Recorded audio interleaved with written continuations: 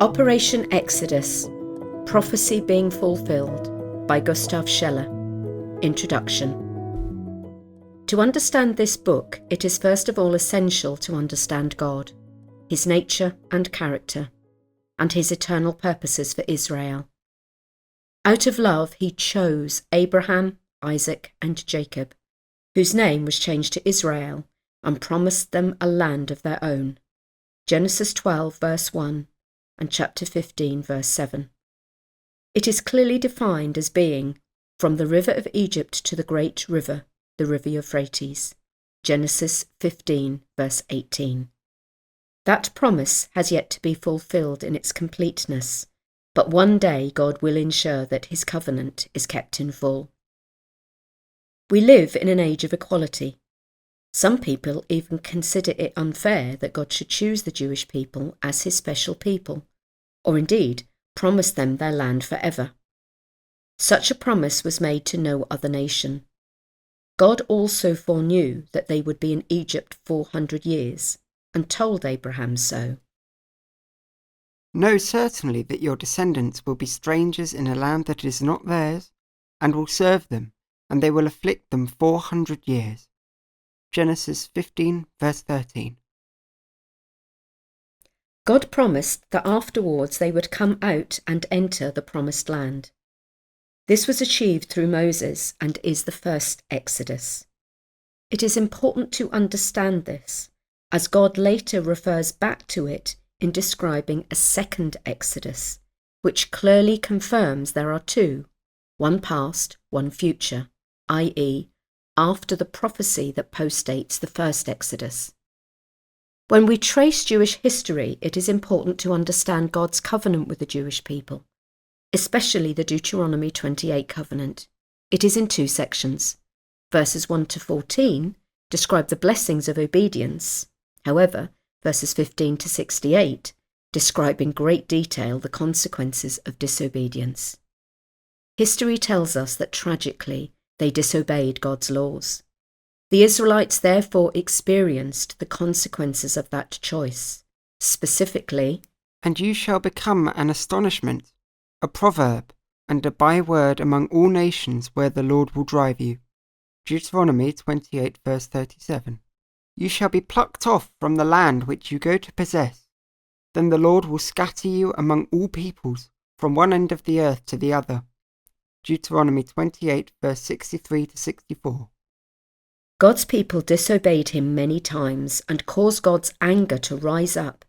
Yet even when he allowed them to go into captivity for a time under Nebuchadnezzar, 6th century BC, that exile was both temporary and limited, i.e. to Babylon only. They came back. The second Exodus we shall look at later cannot be the Babylonian exile for two very simple reasons. Firstly, the Jewish people were not scattered all over the earth. They were taken into exile into Babylon. Secondly, Babylon is east of Israel, and the second Exodus is from the land of the north, and from all the countries to which they were scattered. Moscow, the capital of the old Soviet Union and now of Russia, lies due north of Israel. "They shall come together out of the land of the north to the land that I have given as an inheritance to your fathers." Jeremiah chapter 3, verse 18. In AD 70, the Roman Emperor Titus, in response to the Jewish revolt, sacked Jerusalem, resulting in the scattering of many Jewish people. The second revolt, some 60 years later, led to the scattering of those who remained. Remarkably, they maintained their identity for almost 2,000 years, experiencing all the curses of Deuteronomy 28, until God chose to give them back their homeland in accordance with his promises and bring back his chosen people. The state of Israel was miraculously reborn in 1948. It has survived war after war. Unfortunately, for many centuries, the Church has taught that God has abandoned his people and that the covenant promises to the nation of Israel have passed to the Church. This replacement theology teaches that God's promises to Israel are void and are now the property of the Church. While it remains true that the church became partakers of the covenants and God's promises, it is nevertheless equally true that God has not, did not, and will not ever abandon Israel as his chosen people, even during times of discipline. The prophet Jeremiah gives Israel the most wonderful promises from the Lord. Yes, I have loved you with an everlasting love. Therefore with loving kindness I have drawn you. Again I will build you, and you shall be rebuilt. Jeremiah 31, verse 3-4. Behold, I will bring them from the north country, and gather them from the ends of the earth. Jeremiah 31, verse 8. He who scattered Israel will gather him. Jeremiah 31, verse 10. These prophecies have never been fulfilled in full. In order to make the point unequivocally, God links his faithfulness to the very existence of the earth. Thus says the Lord, who gives the sun for a light by day, and the ordinances of the moon and the stars for a light by night?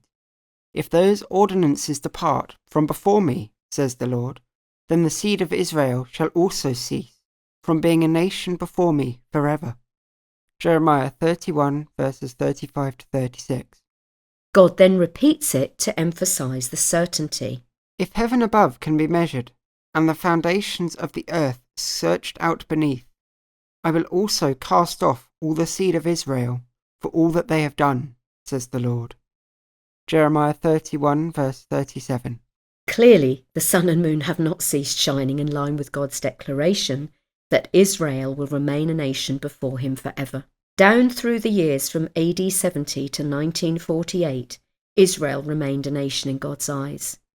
Then something happened. In 1947, the United Nations voted to partition Palestine, thus paving the way for the declaration of the State of Israel in May 1948. The nation was reborn. The Jewish people were back in their land with their own identity, territory, and language. It truly was the hand of God. But history has not ceased, nor has opposition to God's purposes in history. Despite all attempts to strangle the new nation at birth, Israel prevailed, and has done so, despite ongoing attempts to destroy her. But God has not finished with his people.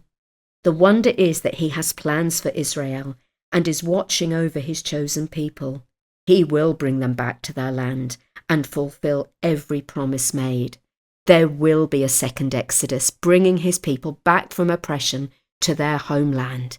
It will be even more significant than the first Exodus from Egypt. Therefore, behold, the days are coming, says the Lord, that it shall no more be said, the Lord lives who brought up the children of Israel from the land of Egypt, but the Lord lives who brought up the children of Israel from the land of the north, and from all the lands where he had driven them. For I will bring them back into their land, which I gave to their fathers. Jeremiah 16, verses 14-15. Firstly, they will come through fishing and encouragement.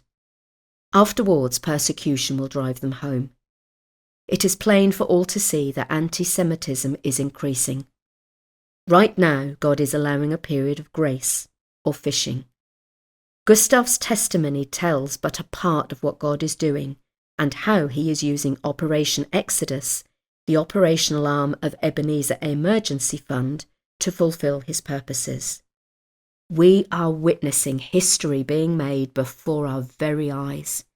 It is time for the church to be challenged into action. It is time to love God's chosen people as the prophetic fulfillment of God's plan for their homecoming takes place.